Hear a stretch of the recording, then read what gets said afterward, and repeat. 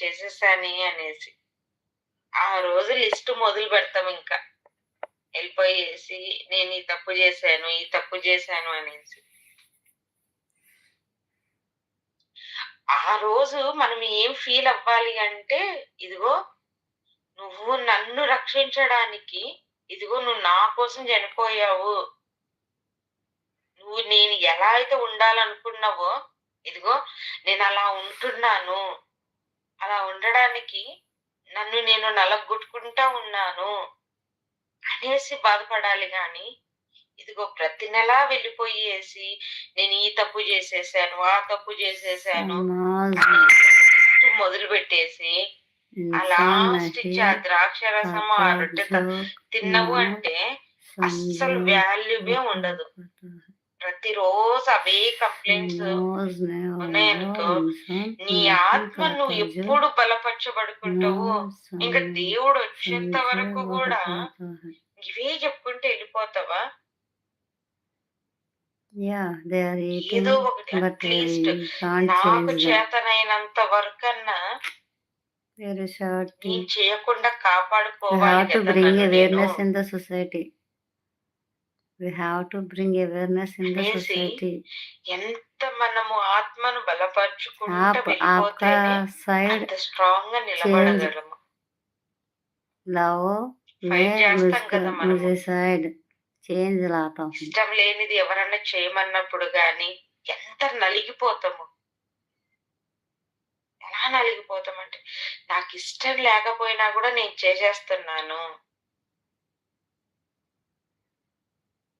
మరి పాప విషయం ఏదన్నా తప్పు చేసేటప్పుడు పాపము అంటే ఆజ్ఞ అతిక్రమమే పాపము.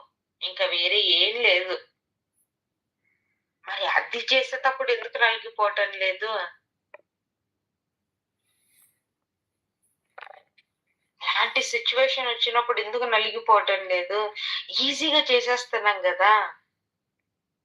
దేవుని కుటుంబంలో మనం ఉంటున్నాము, పిలువబడుతున్నాము. అయినా కూడా మన ఆత్మను, మన అంతరంగ పురుషునిలో ఉండే ఆత్మను మనం బలపరచకపోతే వ్యర్థమే కదా. పరలోకంలో ఉన్న, భూమి మీద ఉన్న, ఎక్కడ ఉన్నా కూడా ఆ కుటుంబము తండ్రి కుటుంబం లాగా నిలబడదు కదా.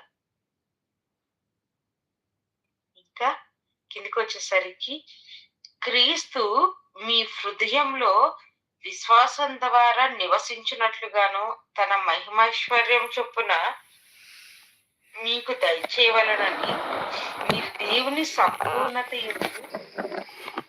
పూర్ణులగునట్లుగా ప్రేమ యందు వేరుపారి స్థిరపడి సమస్త పరిశుద్ధులతో కూడా దాని వెడల్పు, పొడవు, లోతు ఎంతో గ్రహించుకొనుటకు, జ్ఞానముకు మించిన క్రీస్తు ప్రేమను తెలుసుకొనుటకు తగిన శక్తి గలవారు కావాలేనని ప్రార్థించుచున్నాను. ఏంటంట?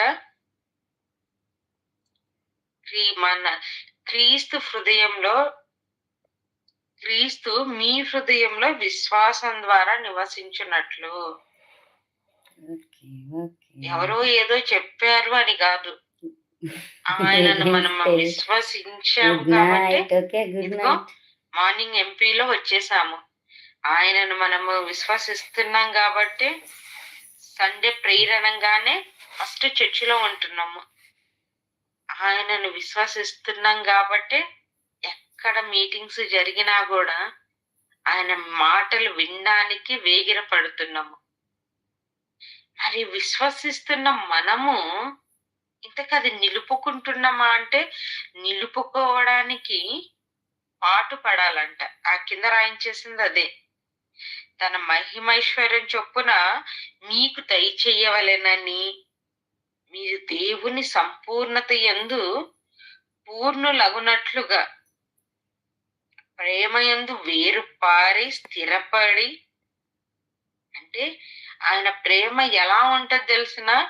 డబ్బున్న వాళ్ళని ఒకలాగా, లేకపోతే మంచి మంచిగా ఉండే వాళ్ళని ఒకలాగా, ఆ మురికిగా ఉండే వాళ్ళని ఒకలాగా, లేకపోతే నచ్చని వాళ్ళని ఇంకొకలాగా, ఆయనకి ఎగనెస్ట్ గా ఉన్న వాళ్ళని ఒకలాగా,